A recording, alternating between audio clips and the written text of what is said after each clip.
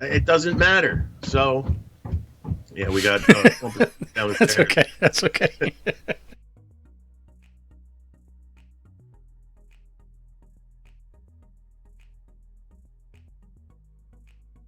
Welcome, Mr. Frank. How's it going? It is going. It's going very well. All right. We're here to talk about Bizzong. Let's go on back to the beginning. Bizzong was not your first experiment in podcasting, was it? No, not at all. I had done originally a podcast called Books, Beer, and Bullshit with a good friend of mine that we did for probably about a year and a half, 2 years, but it only produced 43 episodes because we would record together. We would get together at either one of our houses. We would record face to face, and then release from there. And I punished myself. I took on the editing, so we would sit around and record for 2 hours or so, sometimes 3 hours, and I would edit all that down to like about an hour show, and it was just I was just torturing myself. But out of that Books, Beer, and Bullshit, we always, my friend and I seem like the only two people that read. So we were just talking about books. That's sort of how the podcast was born. But I found that, as I was doing this Books, Beer, and Bullshit podcast, I was also just discovering Bizzaro as a genre and really loving it. And I was trying to get my friend on board reading some of these books. I was just going through some of those old episodes, and there was and not even Bizzaro, but Genital Grinder by Ryan Harding. Right. I had him read it, and he was just like, I can't believe we're going to be talking about this as like legitimate literary fiction. But yeah, I kept dragging him down these holes. He wasn't, just not his way of reading, not his preference for reading. So I couldn't force it upon him. So there was an opportunity that came up with our good friend Armand Rosamilia, who was doing some podcasts with Project iRadio, and he mentioned that the guy who ran the network at the time, the podcast network, was looking for somebody to do a Bizzaro-based show for whatever reason, and Armand said, "I got the guy for you," and and it just took off from there. It was like, oh, okay, I can do this by myself. I really dig podcasting, promoting, so. And it was like no hard feelings. I'm going in this direction now, and I launched Bizzong from there. What year did the first podcast start? Do you remember roughly? Books, Beer, and Bullshit? Yeah. I believe it was 2012. Okay. What made you decide to go with podcasting at that point? Why was that sort of the avenue that caught your interest? I'm always a creative person, obviously, and at the time I was working in a job that I just hated. I'd been at it a very long time, and it just became arduous, boring, repetitive, and I turned to podcasting, Kevin Smith's podcast, and just a number of others. The Booked podcast, if you're familiar with that one, also now defunct.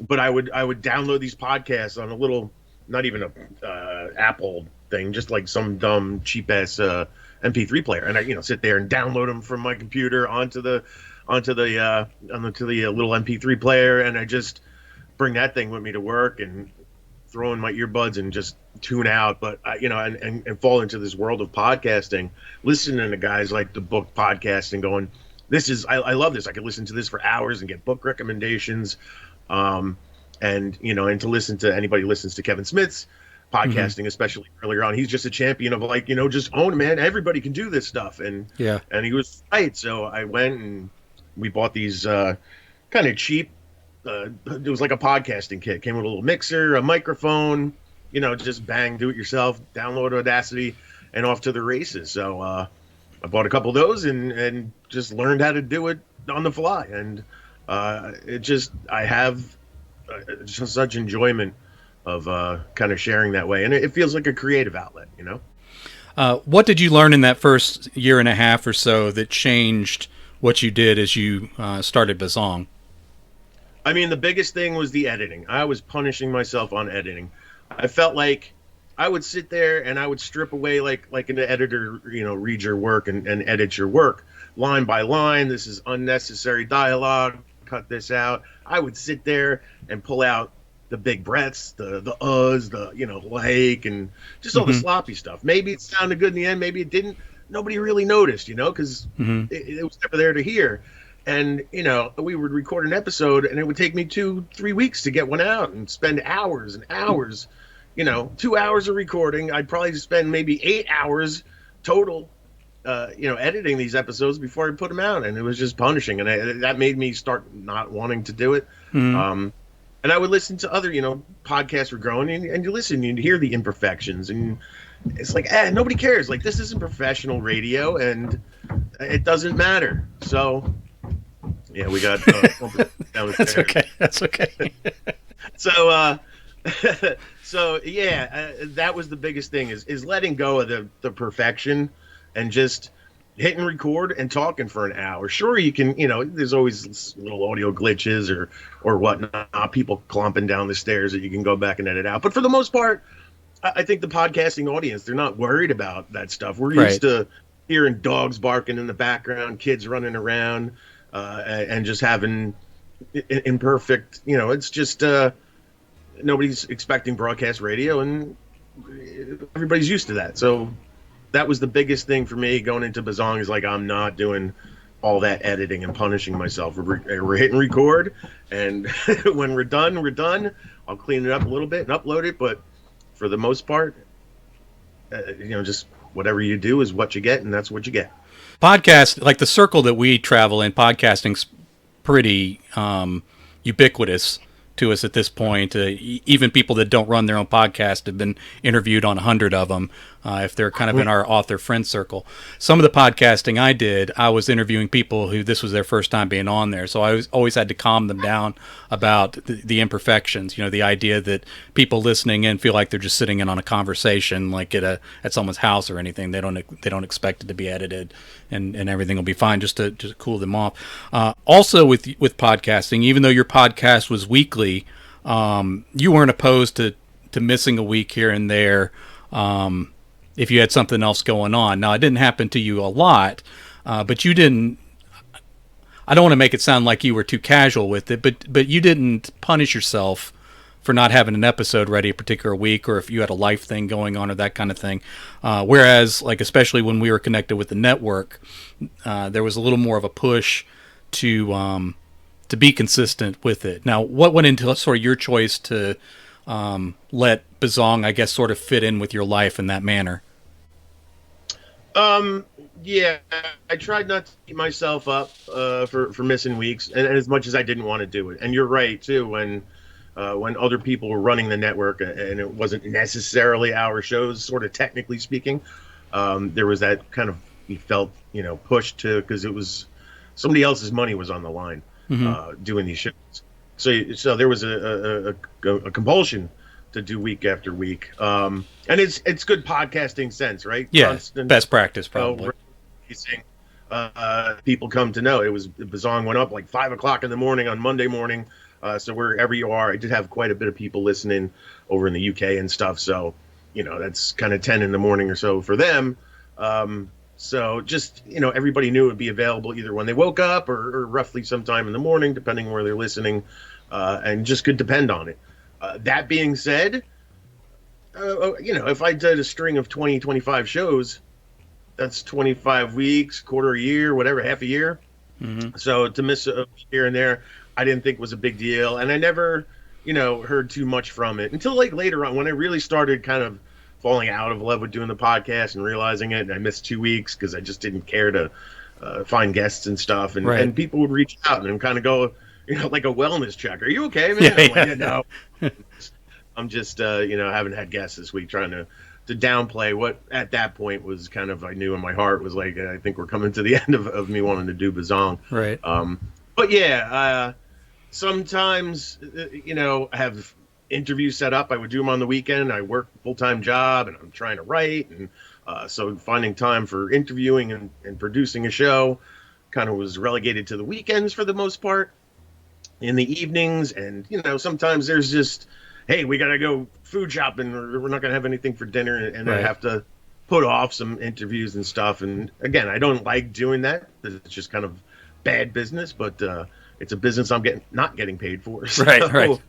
you gotta just kind of over time. I did a Bizzong for 6 years, so over time you just kind of let it roll off your back. Everybody's cool doing it too. I think for the most part, everybody I'm interviewing, writers, know it's like basically free promotion for them. So not many people that I can really think of got crappy about having to put anything off or just missing shows or nothing like that. Everything was kind of cool that way, so it did make it easier to skip those weeks here and there. As a listener to the podcast, I remember partway through, I couldn't tell you exactly what year, but further than half, I'm sure. You sort of made a transition, or were planning to, where you didn't put Bizzaro aside, but I guess you opened up to different types of weird fiction, and then especially humor. And I think part of that, you explained, was because of your own writing.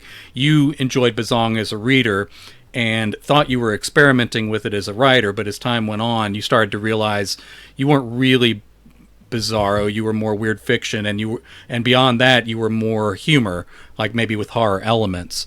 I guess 2 layers to that question.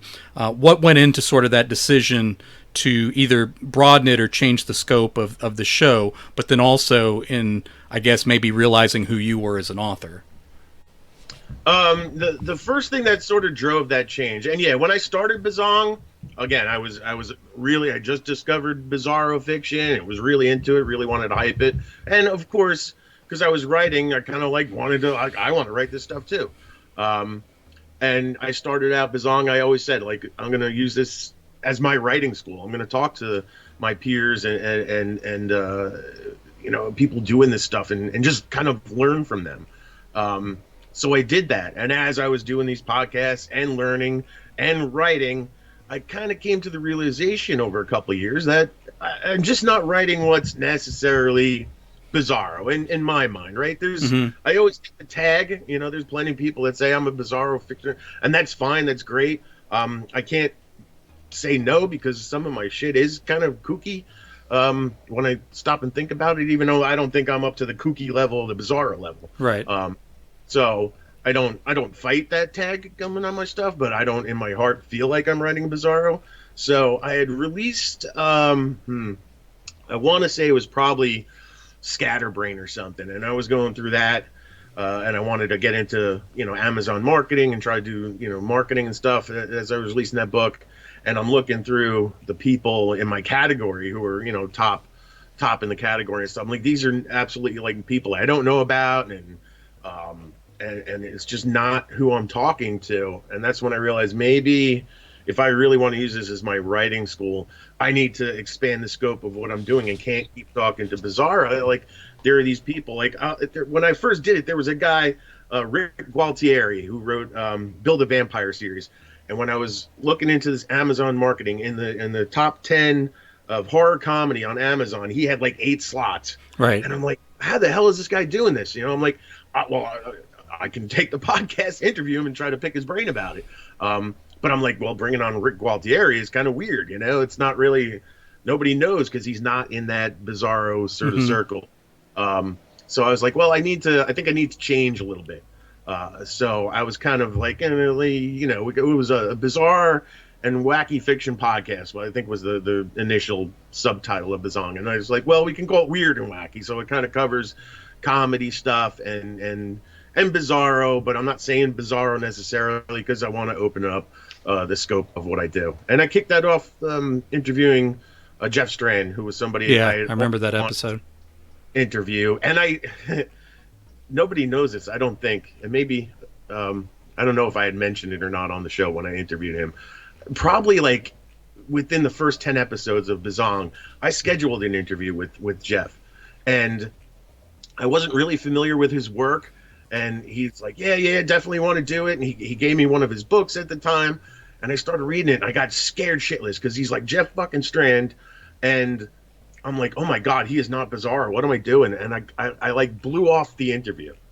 I mean, I completely blew it off. And I was like, oh, I'm sorry. I overslept or missed it or whatever. And I just because I got scared. I'm like, I don't have no business having this guy on my podcast. It's not what it's about.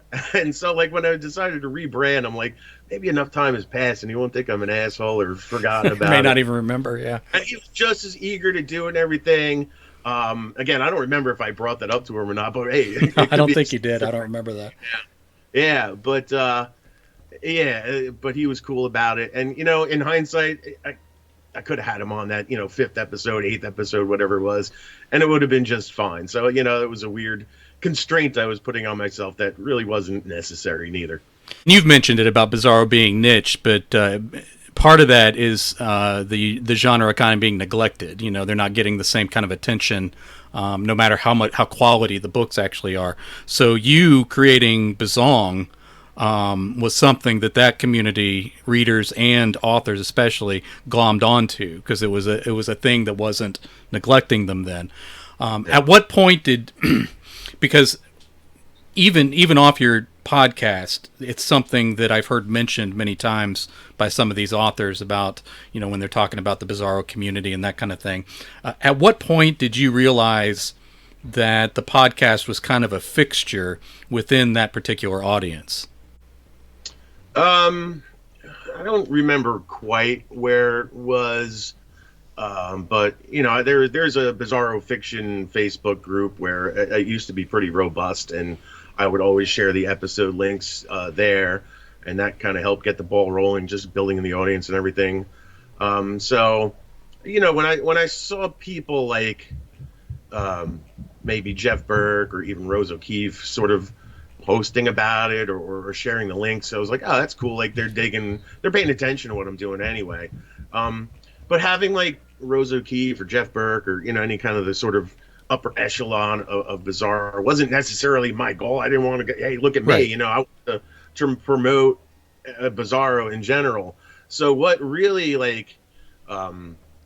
worked for me, like knew the podcast was working and grabbing an audience, was having people like start messaging me and going, God damn it, you made me buy another book. It's just 6 books in a row.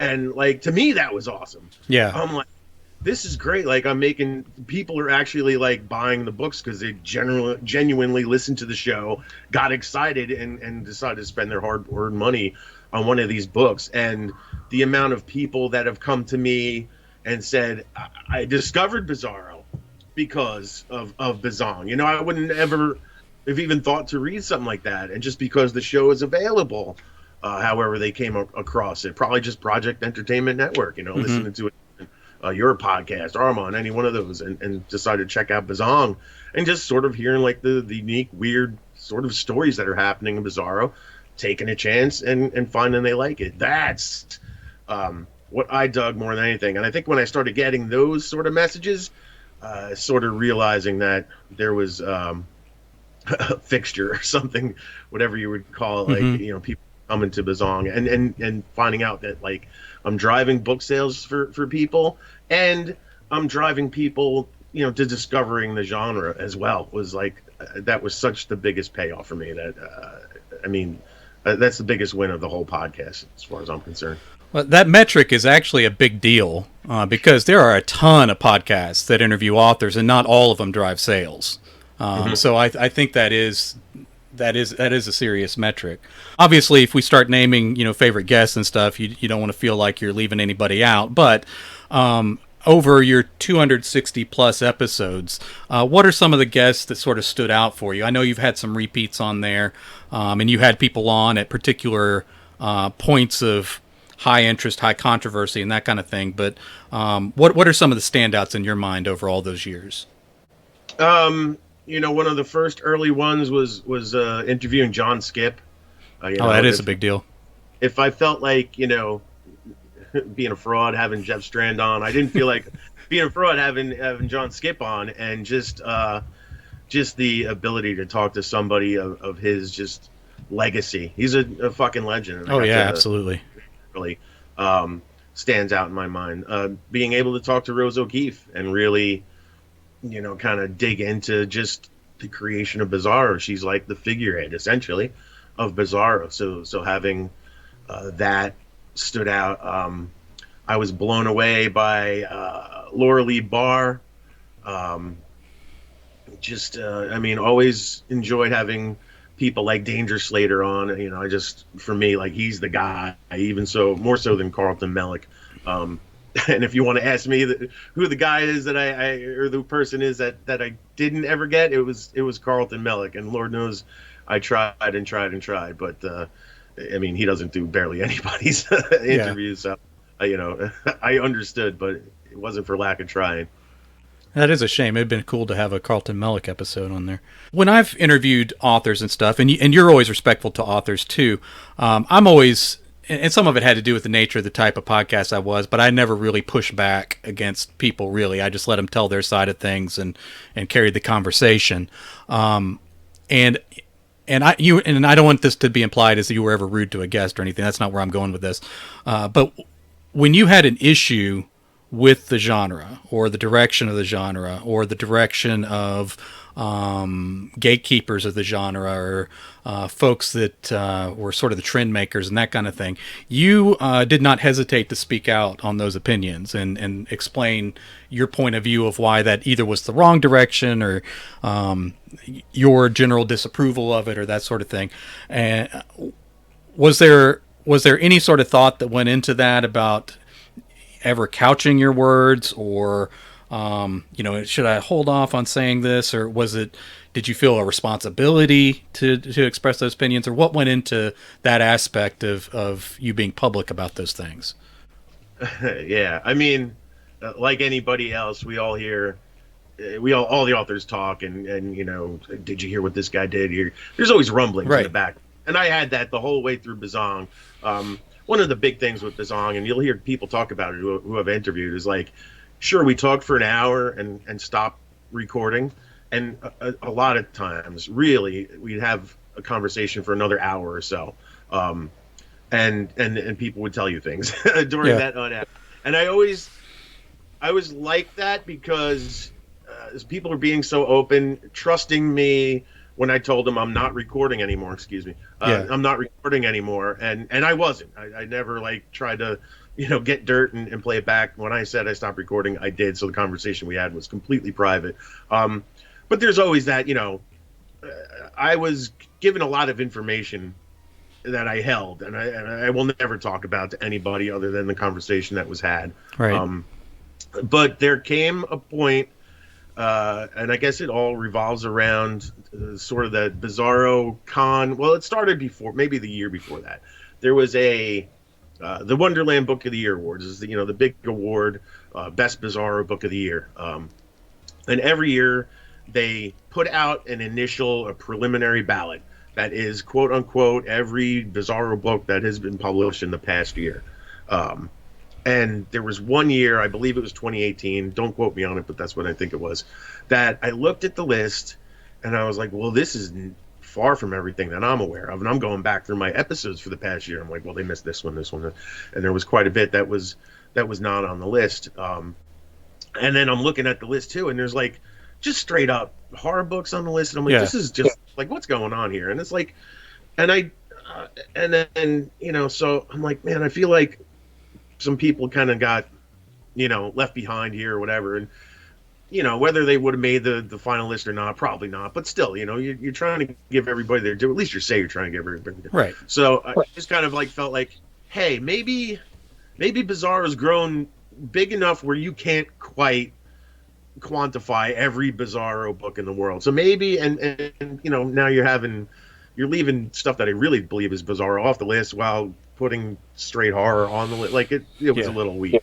So I just kind of wanted to point that out and say my piece on it, not be jerky about it. I'm like, maybe you just shouldn't say this is every Bizzaro book published, you know, but you do your best to you know, cull a list and have it be the best representation of possible.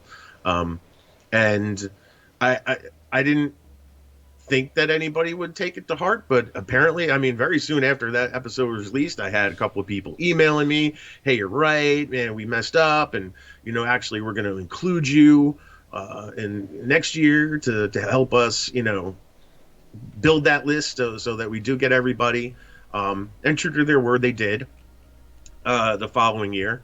And so I was just surprised that those people running the awards were listening. And several people, kind of came to me. But on the same token, I was also feeling some people take umbrage with the fact that I was being a little critical of things. Yeah. It was never outspoken, but I was sort of feeling things, just kind of people reacting to me. And then that blew up even bigger than the following year when they did have the Bizzaro controversy with Chandler Morrison and all that stuff. And like you said, I was very critical, piling on him. I'm like, that was a really bad time for that dude. So I reached out to him immediately, kind of wanted to have him on the show, get his side of things. And the dude is like one of the nicest, sweetest folks ever, and just funny. I'm so happy for him, like how that is, in hindsight, really not affected him. He's really, really, really well respected in extreme horror now. There were those kind of really big moments where I did feel sort of a responsibility to say, hey, maybe everything's not quite right here, and here's my take on that. Yeah, Chandler Morrison is wildly, wildly talented, and just some of the best books I've ever read came out of him. And following that incident, I remember I reached out to him on Facebook in the midst of it, and I said, it doesn't feel like it, but there's going to be a point where everybody forgets. Like all the most angry people are going to move on to something else, and this isn't going to hang on you. You also, with many of your interviews, maybe nothing that rose to that temperature of controversy within the moment. I think it was overblown, but there were various authors that you were pretty close to that occasionally got on the outs with large portions of the industry, and you just kept having them on. Were you aware at times when people had kind of run afoul of sort of big portions of the industry and purposely had them on, or were you just kind of any time that stuff was happening, you just kind of brushed it away and went on doing your thing? What was your thoughts behind all that? So you're talking about Kevin Strange, clearly. Well, yeah, I don't think he's the only one, but he's the most obvious, and probably, if I went back and counted, he probably made the most appearances on the podcast. And he didn't start out as a controversial figure the first couple of times he was on. It grew into that. So with Kevin Strange particularly, he's just a great guest, because you can ask him a question and he will just rattle on for a half hour. He loves to talk about himself, which is great for me as an interviewer. Like easy interview, right? Yeah. Don't have to put in a lot of work because he's just gonna talk away. But on top of that, the more he became a polarizing figure for the genre, the more my ratings went up, right? So. Everybody pissed him off. Everybody hates him. Everybody wants him gone. And my ratings tripled, listens tripled anytime he was on the show. So, in that regard, obviously, bad press is any press is good press or whatever. Right. And it was listens. But, on the same token, I didn't have him on. He had people took exception to him because of his sort of political leanings and beliefs. But I never had him on to discuss that. Bizzong is not a politics show, and it's always about writing. So I would have him on and discuss writing or whatever he did. And I would also have him on a lot because, he was writing books at first, and then he got piled on and kind of beaten out of the genre. So he started making his own comic books. I mean, writing completely indie all by himself, which I thought it was just a remarkable creative effort. So I had him on to talk about that. He made a card game for him, like just genuinely, I think, a creative person. So it's always interesting to talk to him because he got different things going on every time I do talk to him. I would never shy away from that, but I would never focus on the negative, on that thing that everybody, wanted to kind of hear him say. Mm-hmm. There were people I definitely saw, chatter here and there were like, oh, he didn't really talk about that. And they were kind of disappointed that we didn't get into, those arguments that he would be having on Facebook and stuff. And that's not what I wanted to focus on. It's not. I didn't want Bizzong to be the muckraking show at all. Right. So I When kept it like that. Chandler Morrison's incident came out, and I liked you spoke about it before you had him on, and around the same time I was sort of expressing similar ideas.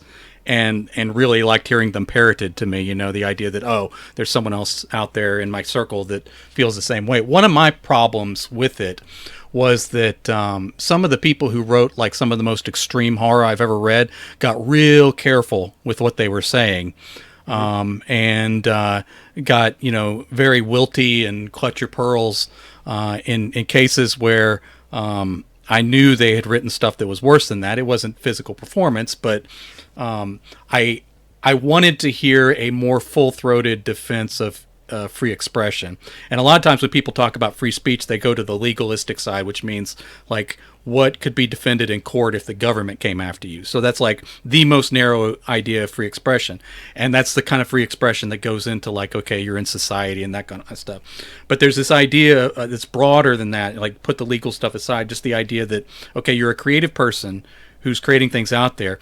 Your defense of free expression should be broader. It should be the idea that like, I'm not going to support the censorship of ideas. So I don't find, fiction or performance art or that kind of stuff dangerous, and I'm going to defend it against people who do. But then it got very mobby. And so when the pitchforks came out, everybody kind of went for the hills and, couched themselves and were like, yes, there's moments when it's this and moments when you have to use better judgment. And, I wasn't ever, and all that kind of stuff. And I'm like, no, that's not what I want to hear from you. The shit you write, I want you to defend our genre better, And so my podcast really had nothing to do with that kind of stuff. But I spent a whole episode like talking about the necessity of free expression, that kind of thing. And I remember there was an episode, it may have been like 2 or 3 before you had Chandler on, where you kind of went off and called to task some of those things. So I guess broadly speaking, just from your own philosophy, but then also the way that you brought guests on and the way you talked, was that defense of free speech, free expression, a value that you held and felt like you were defending?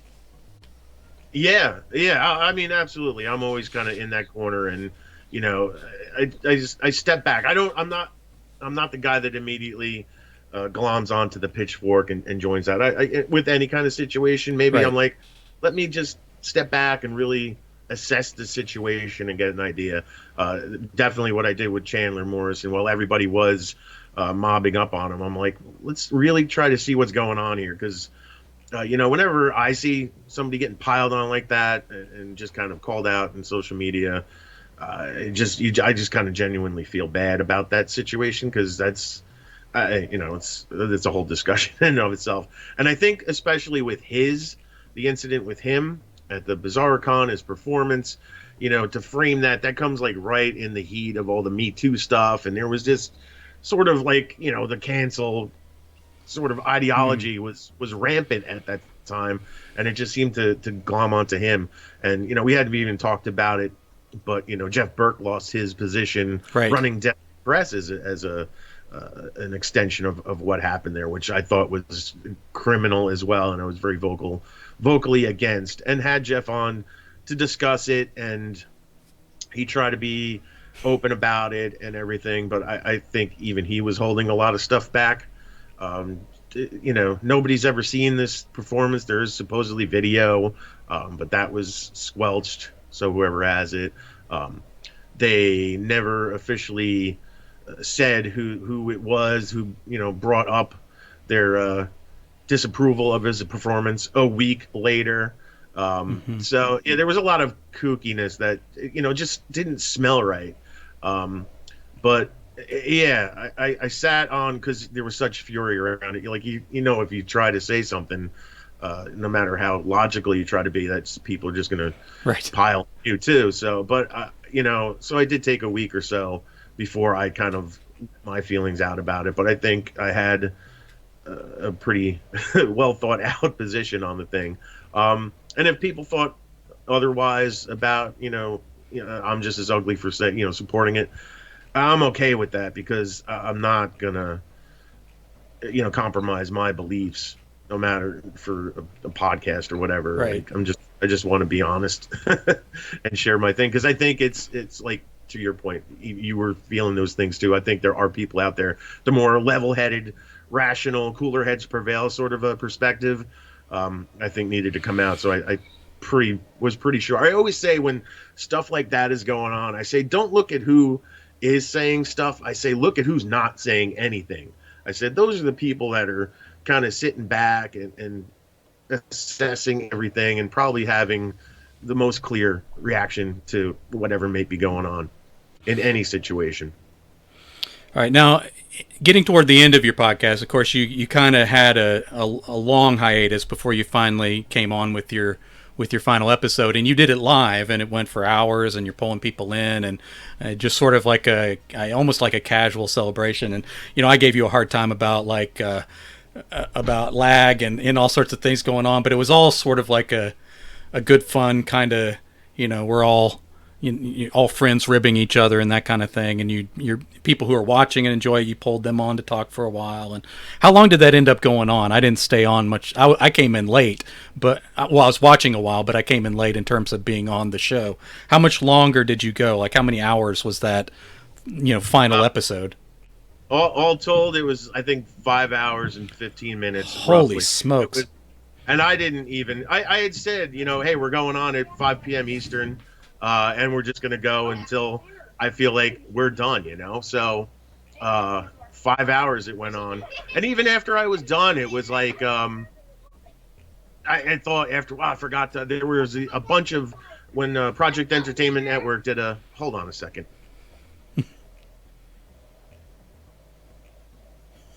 So when Project Entertainment Network, did a Patreon thing, account, I don't know what you want to call it. They were looking for content for people who wanted to support the Patreon to help fund the network, and I was doing a bunch of videos, just Bizzaro book recommendations for that, which. I don't know, maybe 5 people saw these videos, but I still had them sitting around. I'm like, oh, that would be a cool thing to play during, the final Gong is to play these things that probably, only a small handful of people saw. So, and I forgot to do that in the end because I didn't anticipate the amount of participation I got. Right. I streamed hard and I just kind of like, here's the link. Everybody who wants to come in and hang out, just click on the link and come in and hang out. It was probably not the best idea because I got a lot of participation. So that sort of segment went on for far longer than I thought necessary. But after the fact, I was like, wow, I didn't anticipate that, and so I forgot some other stuff I had going on. I probably could have done 7 hours, if I was just beat by 5 hours of doing a show is a long time. Yeah, that's like video game stream long, Oh God, yeah. Now, you mentioned it a bit, or I guess hinted at it. It's probably a better word. But did the live stream may have been a bit of an experiment for you for thinking about what's next? And so, is that idea of live streaming something that you're considering as possibly what your next creative outlet might be? Yeah. Oh, 100%. The StreamYard platform in particular, I find really attractive. I've seen a lot of people use it in a really good way, and that ability to stream live to several different. My Bizzong, the Final Gong, was streaming to the Facebook Bizzong channel. It was streaming to the Twitter feed. It was streaming into YouTube all at the same time, and then it's archived after that. The ability to bring in guests all on one platform. I just find that really attractive to do the sort of thing I do enjoy doing.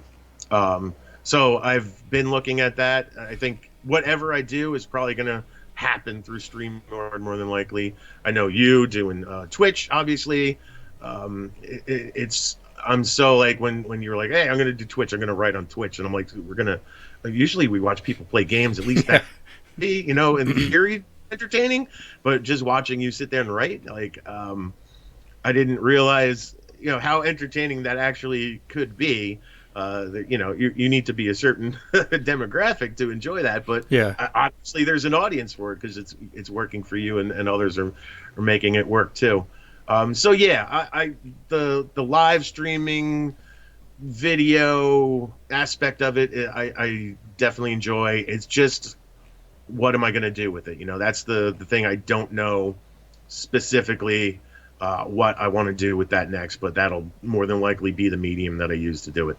I'm looking forward to see what you do with that, man. You had talked about that part of what you did with Bizzong was you're mostly giving other people free advertising, but you also would mention your own books. But I think you didn't ever quite do that as much as I thought you should. I imagine part of that was just you were making it about the guest and not you. But did you feel like you were talking about yourself a lot, or did you feel like you were holding back on ever promoting yourself? I was definitely holding back. It'd be a lie to say that, I didn't do the podcast to promote myself, but you always hope that just collaterally you promote yourself by having the podcast out there. But yeah, I never wanted, I heard those podcasts out there with those people who were doing those author interviews, and it just became, I want to talk about myself by asking you questions, and right. Then you answer for 1 minute. I'm going to go on for 20 minutes about my book, really answering questions. That would drive me nuts. So I was very aware of not being like that. I definitely didn't want that. And well, I don't know, modesty. I don't mind at all promoting myself, but yeah, like you said, I'm having this person on. You're the guest. I'm the interviewer. It's about you. This is your time now. If I throw on some promotion before or after the show, advertising my book, I would do it. Kind of felt like, but I would do it, Yeah. I do have the platform. I'm paying to make this happen. Right. So I didn't totally shy away from it. But even like while interviewing and talking to people, and they're like, hey, I do this thing. And I'm like, oh yeah, with my book, I did this. Just put, that's conversationally. Yeah. This is my experience, that you're answering the question this way. And but I would sit there and talk. And if I'm going on about myself, I need to shut up. Right. So yeah, there was a conscious effort to quell that. It's interesting that you say I could have or should have done it more, because I don't feel that I should have. Okay. To me, it felt like the right amount of self-promotion. But yeah, and like I said, I didn't do the podcast to drive my own sales. I would hope that would be something that happened as a result, and it did. I mean, there's definitely people that have picked up my book just because Mr. Frank, So yeah, I can't complain about whatever benefit I had in that way. Well, let's make up for it a little bit here, a few minutes before we move on. I enjoy your books, so I've read them. I've recommended them, especially back when I was doing that a lot more on Twitter, where I started turning my Twitter account to more book recommendations. But so on the screen for people watching, that we got a few examples that sort of, they don't encapsulate your entire catalog by a long stretch, but I think they sort of give the samples that carry the rest. Death Gets a Book. That was your first book. Am I right on that? Yes. Yeah, that was my first book, but not the first book. Okay. Tell me a little bit about that in terms of how people responded to it, like how it did, and sort of getting that first effort out in front of other eyes and having people see, what's inside Mr. Frank's head. So Death Gets a Book, yeah, the first thing I published.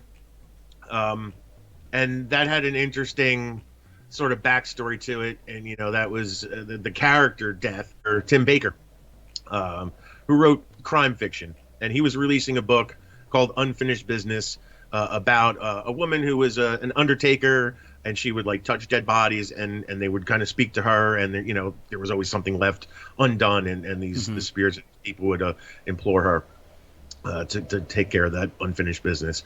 So he held a contest ahead of the release of this book. He said he wanted to short story contest. He wanted short fiction story just about death, any kind of thing about death. And then he wanted a fan fiction piece about a recurring character he has through his books. Um, so at the time when he did that, I was kind of already kind of writing, just practicing writing um, short stories just for myself. And I was like, oh, well, all right, I'll write something for this. What the hell? Um, and I approached it from, everybody, he wants a story about death, and everybody's going to be real glum and serious about death and just talk about dark stuff. And that's not me. That's not my personality. So I'm like, death. I'm going to take it literally, death, the Grim Reaper, death knocking at your door. And I jumped off from there and made it like, what if death is knocking? You open the door and there's death. Like, why is death at your door? So the short story I wrote was about a guy who's a surfer in Florida, and he can't get on the beach because the beach is littered with old, Florida's retirees. So the beach is littered with old people because they're not dying, because the Grim Reaper is depressed and not doing his job anymore. So this surfer guy goes and knocks on Death's door and is like, dude, you got to do your job. And it finds out Death's depressed and just wants to get him, just kind of take him out for a good time, get him out of his funk. So he takes him out for a night on the town. CatCoin seemed to me to be like a type of book that seemed very special to you, and I thought it was something very special when I read it. Now, I imagine that someone looking for sort of a straighter story might pick it up and think it might be something silly where a cat stands in for Bitcoin. But I thought it was something more, like a real exploration of things within the humor and the weirdness. And I have the feeling that you feel like you accomplished something with it too, in terms of, writer producing the story you wanted to produce. Am I right on that? Does CatCoin kind of hold a special place in that way?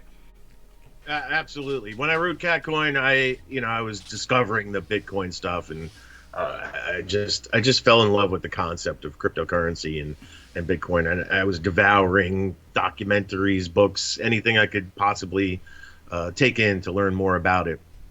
And one of the things I kind of look for is like, hey, I wonder if there's Bitcoin fiction, cryptocurrency fiction, to which there's books that, it's an element of a story, but not the brunt of it. And I'm like, I really want, because I'm just mad about this stuff right now, and I really want to read a book about that. And, the old saying goes is write the book you want to read. Yeah.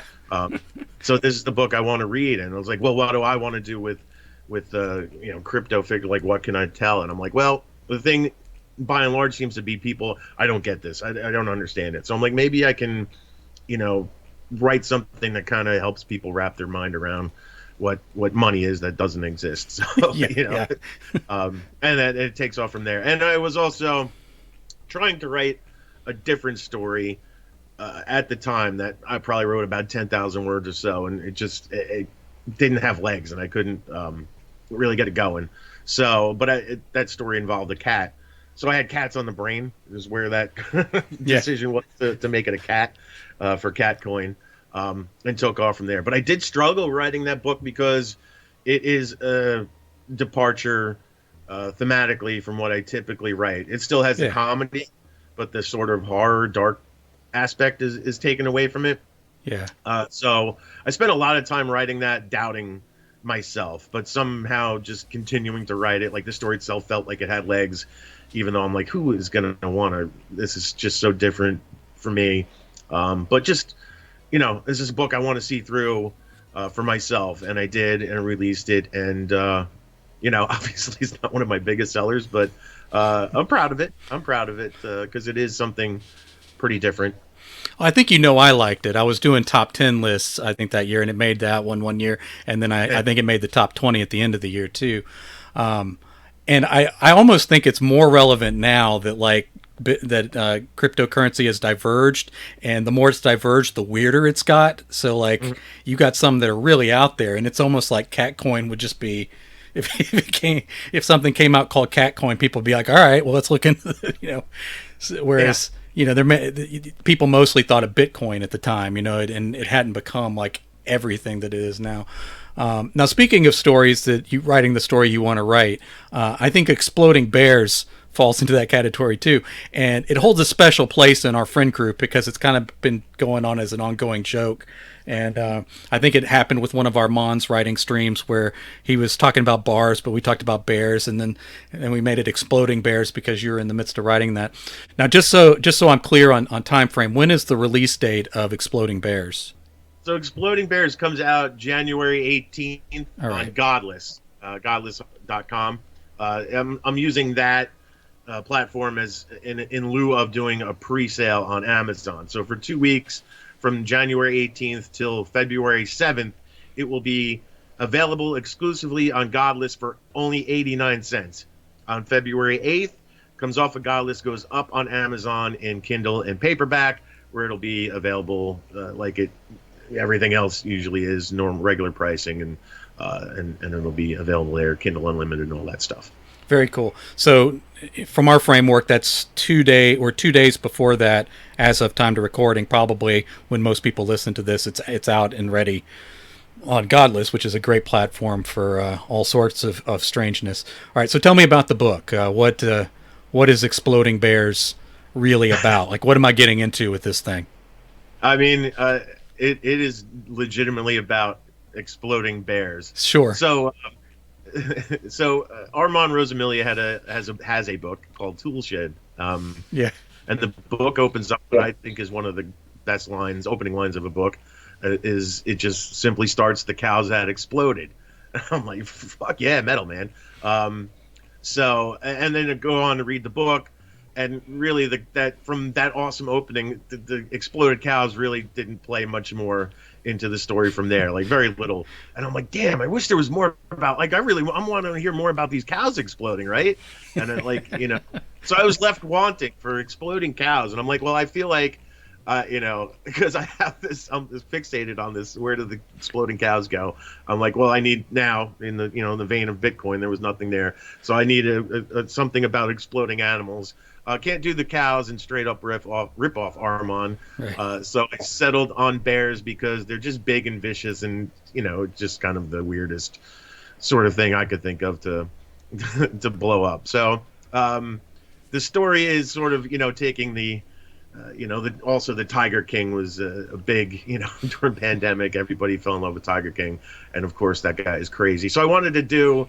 This is the story. It's a guy called Wild Louie, and he runs Wild Louie's Exploding Bear Experience, where you go, you pay your admission, you walk in, and a bear comes out, and he just blows up, and it's like, and it blows up, and you have a fun day at Wild Louie's Wild Bear Experience. There's a petting zoo. We lick a beaver's butt because beavers' butts taste like strawberries, supposedly. And it's really just that. It's kind of me. Blowing up bears and wanting to tell like an even crazier story than Joe Exotic's story, and and such is Exploding Bears. I mean, it's not anything cerebral. It really is a book about exploding bears. Well, yeah, you want to deliver what you're claiming for, yeah. Right. So, and I would expect no less. Funny side note, a past episode of a podcast I was doing, I did a episode on great first lines, and it led into some other discussion, but I was pulling all sorts of different books, and I came on, and I had that line about the exploding cows, but when I looked, I couldn't remember what book it was from. So I as I was telling it, I said, I think it's a Brian Keene book, but I like this one. And so, of course, when Armand listened to that episode, he said, I sat right up in my chair and screamed out loud to the empty room, "That was my book!" So I think I put a correction in the next episode. But yeah, that was a great first line among many great first lines. I believe that Bizzong left a mark. I know that you kind of went back and forth on what the legacy would be, and of course anything that ends, everybody eventually just moves on, so it's you kind of have that feeling of like, what did it mean and all that, but I think a lot of times the big meaning is what it meant at the time, and at the time you were really supporting some sections, and even when you expanded beyond Bizzaro, you were still supporting some sort of niche genres that didn't get a lot of love. So I think, and like you said, you sold some books for authors that had trouble getting their books in front of people. So I think that's something to be proud of, and I hope you're proud of what you accomplished, man. Yeah, I definitely am. Thinking about legacies and stuff, and how important Bizzong is. I'm sure it is important to people, and it was, of its time important. But just you doing this spotlight, like when you said, I want to write an article on this, I guess that sort of speaks a certain volume about the show. And I'm thinking, really, yeah, obviously it goes away, people, but I think if it is really that important, something will come along and fill the void of it not being there, if it really is necessary. Well, and I also think that, like, you learn what you learned from it, and then you move to what's next for you. So in that sense, it was your creative outlet in a way, and that's going to be the stepping stone to some of the things that you're considering next, which I've already told you I'm excited about. So I think that in a sense, the legacy is not gone until you see what other people do with what was learned from it, including yourself. So it was great having you on, man. Yeah, I appreciate you having me on and picking through the Bizzong history. It's kind of it's a weird thing to to talk about myself and reflect upon a show that I was talking about other people on. So it's been kind of different and an interesting lesson to get somebody's take on what it was that I did. Yeah, I always enjoyed it very much, and like I said, I was never writing Bizzaro. I tried, and I never could capture it, which probably made me more fascinated with it. I'm always impressed by people who do things I can't do, and that includes like formatting books really well, and really good editors, and people who write types of fiction that are sort of beyond my fingertips and that kind of thing. So that always captured my attention too. All right, so thanks, man. I look forward to talking to you again soon. Absolutely. Thank you. Give us the gong.